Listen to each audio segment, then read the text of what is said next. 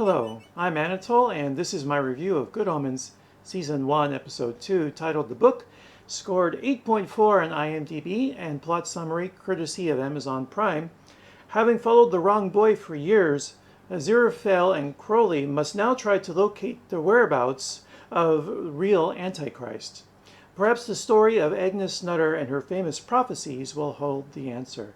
And before talking about the episode, I want to mention that my last review, the review for episode 1, I talked about how I was curious of the writing routine that Terry Pratchett and Neil Gaiman had during the making of Good Omens, and that I felt that maybe Neil Gaiman was Aziraphale, and he would write the dialogue for the angel character, and that Terry Pratchett would have played the demon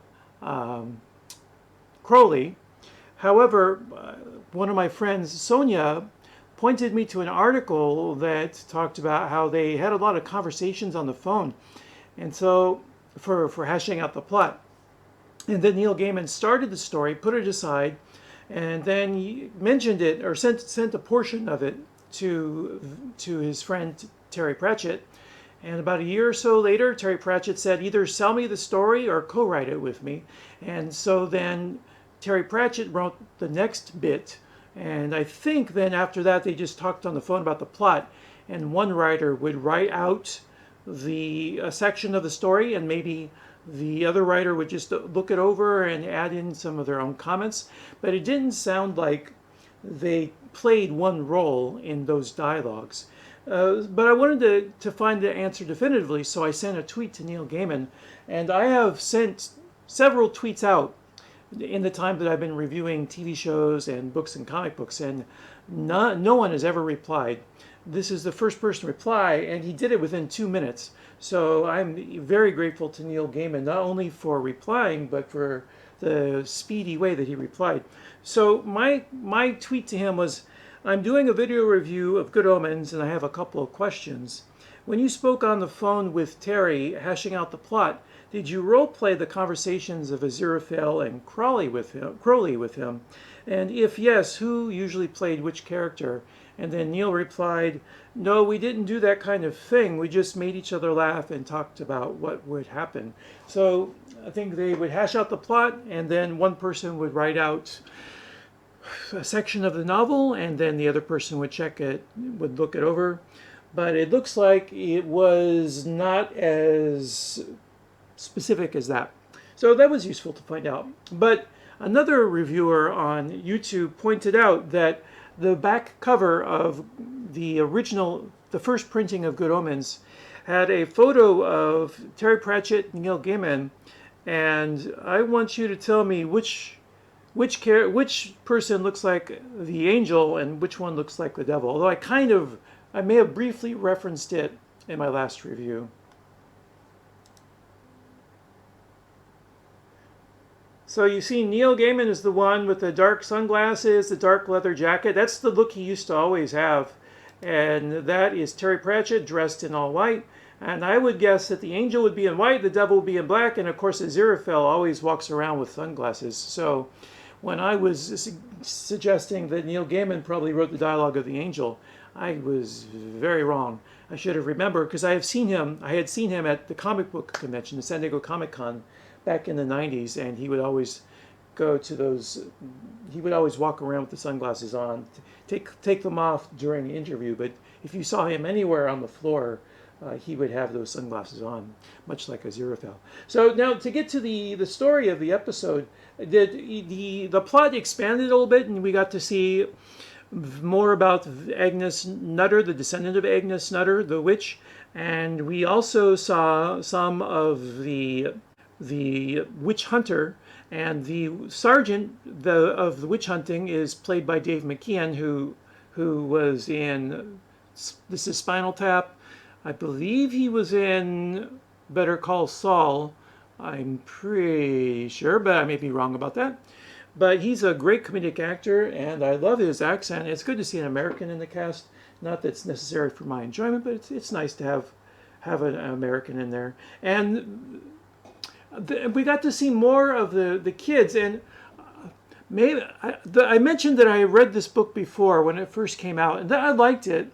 I wouldn't say that it was my favorite of Neil's. I think maybe I may have misunderstood it in some important way, because one of the themes that's becoming very clear to me as I watch it, and maybe it's the writing is bringing it out where it was maybe obscured in the book, and that is that because of the mix-up and that the fact that the Antichrist was allowed to be raised by a normal, happy British family, that loving upbringing has perverted his purpose, and instead of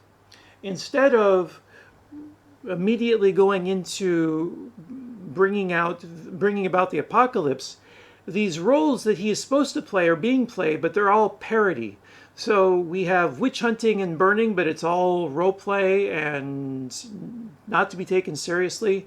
The dog from hell becomes just dog. So I think that in one way the theme that love can conquer fate becomes apparent through the story of the Antichrist. And I think we also see that between the demon and the angel, that they have their prescribed roles, but because of the influence of humanity, they've gained empathy and are able to break out of their roles. And so they're able to they become corrupted by humanity. And I think that is going to be one of the main themes of the series. And then the second thing I wanted to mention about the show was Neil Gaiman wrote the screenplays for the series by himself. And apparently he had said that Good Omens would never be turned into any sort of TV show without the cooperation of Terry Pratchett, but that Terry Pratchett's dying wish, a letter he wrote down that was delivered to Neil Gaiman after Terry Pratchett died, the contents of which read, "You must do Good Omens. Do it without me, but you must get this series made." And while I was scrolling through Neil's Twitter feed after he responded to me, within 2 minutes, I don't know if I mentioned that before, within 2 minutes he responded to me. That's just amazing. And I saw someone asked how long it took for him to write the episodes for Good Omens, and it took him about a year to complete the six episodes. And it's something that I've been interested in while doing these reviews, and that is how much time do they give writers in a Hollywood production, how much time do they give writers in a mainstream Hollywood television show, how much time do they give writers in a streaming service show. And I don't think it's 1 year to deliver 6 episodes. From what I can see, the average is about 1 year for 10 for a whole season of 10, and that usually that time is probably truncated by the time the showrunner needs to finalize the plot. So Neil doing it by himself took about 2 months per episode, and it was just one writer, so you get more of the direct influence of one writer throughout several episodes. So I think that is going to be something I'll draw upon again in the future when I discuss how these shows go wrong in the writing or what's going correctly, is how much time they're taking. And the fact that Neil took 1 year, and there was time after that. He said that was just the original drafts, but once the filming started, there was a lot of revision. So I think it should be clear that good writing for television takes time, and that usually that's the one thing that they start shaving away.